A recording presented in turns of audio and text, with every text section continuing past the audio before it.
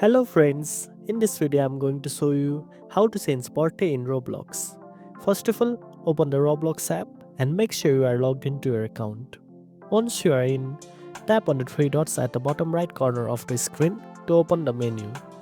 Next, scroll down and tap on settings. Under the settings menu, choose account info.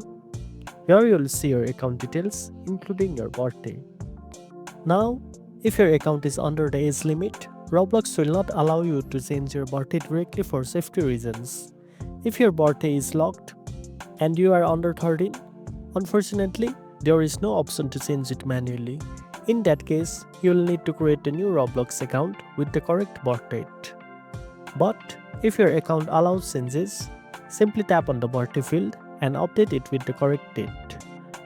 After making the changes, tap on Continue to update your account information.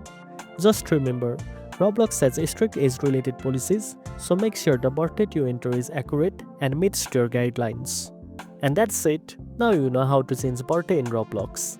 If you found this video helpful, don't forget to like, share and subscribe for more tech tips.